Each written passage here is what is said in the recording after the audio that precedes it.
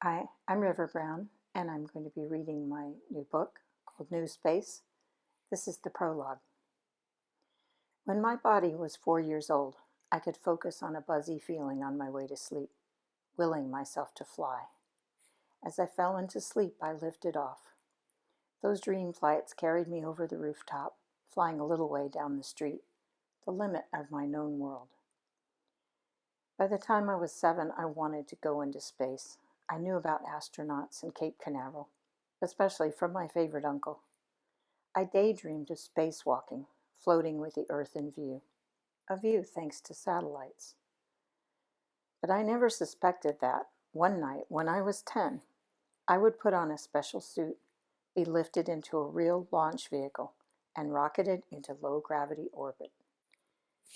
In the Dragon Z with Uncle Jed, I tug off my helmet. Ooh, I murmur at the endless depth of star clusters framed in one portal. Space is more amazing than a dream. Earth fills another portal. Spiderwebs of warm and cool light stretch over the dark curve. I don't know how Mom set up this trip, but it is fancy. News announcers say kids aren't high risk for COVID-19, but Mom's a germaphobe, chief of nursing at a huge Houston hospital. Our town's a hot spot, and I don't mean for internet. I settle to write in my journal. Wow, I'm in orbit. What's my mission? Climbing out of the hatch into the International Space Station. In zero gravity and docking, there's a floaty slowness, without straight lines or a sense of up and down. As soon as I got out of my flight suit, we called home. Hello? I leaned to the laptop. After a few seconds, I heard, Phoebe, how are you? I'm good, Mom. The trip is fantastic. I knew Jed would take good care of you.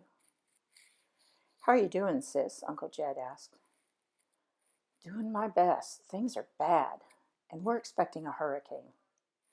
Oh, Mom, that's awful. Phoebes, your best buds know you're, quote, out of town, close quote. I promised Brianna and Kim you'll email. I think, a school year up here? What a long time. First morning, in the cupola viewing Earth. Morning is an odd idea when the space station travels around Earth every hour and a half. That's 16 sunrises and sunsets daily. But when my alarm beeped, I jumped up, dressed, thinking, the cupola. Oh, it's like a brilliant white dream. I hovered, unaware of time, watching fresh details emerge in the slow rotation. Clouds with flecks of blue, bluer, then snow-covered mountain ranges. Watching Earth, a deep kinship stirred in me. I whispered, as you turn, it seems like you breathe, as if we breathe together. I'm odd. I feel like I belong, far away and close at the same time. Dancing in zero gravity in Space Tent. After gazing from the cupola, I got an idea what to tell Brianna and Kim, so I emailed. Dear besties, Mom's great idea to get me out of Houston. I don't think you've met Uncle Matt, who hunts elk. He and his wife are nice. We're at a huge private lodge, wherever this is. We had to fly in. No roads. I woke up today missing you both, remembering us laughing so hard we fell down. Here I see how beautiful our Earth home is, with a huge blue sky and shining clean air. Sorry, no pics. Internet is bad here. More soon. Your Phoebe. P.S. How's virtual 5th grade? Do you love Miss Melendez? By the Veggie with my space helmet. Oh my gosh, real live green plants. So fresh. Can't keep my hands off them. They figured out how to grow without gravity. When I put my head inside, the veggie doesn't smell like dirt. but it still makes me miss home. In the cupola, I've seen hurricanes miss Houston, then wash over the southern USA. I'm horrified by smoke billowing off the West Coast. Space is super cool, but what is tugging at me? I read the emails from Brianna and Kim aloud. Hey, Phoebes, we can't believe you're not with us for 5th grade. Miss Melendez is cool. Seeing friends on little squares on a screen, we get used to the weirdness. You're in a remote lodge? That's a shock. But everything is strange during COVID-19. If you can't send a photo, please write more.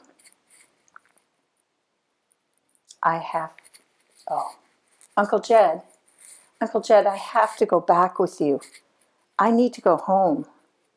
I hear myself crying this aloud over and over, reaching for home. Re-entry, Houston Hospital. The ISS has background electronic hums and throbs. The life support systems here are all about circulation, just like human anatomy, I think to myself. Then deep silence. That wanting, trying to feel connected. My friends' voices in my head. Hey, Phoebes, a remote lodge? That's a shock. But when will you get home? Hugs, hugs. Then I hear a thrum. My own breathing. Monitors beeping. Oh, Phoebe, I'm so glad you're back. Phoebes, my mom says. I recognize her voice and clamor for her. I think I might be in the hospital where Mom works. Sagging back weakly, I begin to think I might be a patient. We've been waiting for you to wake up. When you had trouble breathing, the doctor sedated you for the ventilator. I've been what? Phoebe looked around. Hospitalized? What about Uncle Jed and our trip to the International Space Station? I blurted. Mom just looked at me a while. Then quietly, Uncle Jed brought you here 3 days ago, Phoebes. Recounting the journey. My mom is still living at the hospital. But now, no matter how busy and stressful things get, she FaceTimes me throughout the day. Uncle Jed brings takeout and jokes with me. He's pleased I thought he worked for NewSpace. Starting 5th grade online gives me a social life. And I love my cat. I got over COVID-19. Finally, I persuaded Mom to allow Brianna and Kim to social distance visit in our backyard. It was like I was on a mission, I said. They listened with love. I see how precious our little planet is, how life is really important and wonderful. My family and friends. I trailed off and we sat a while. Kim said, "Tell us more." So I described the launch vehicle and the space station. My memories are vivid still.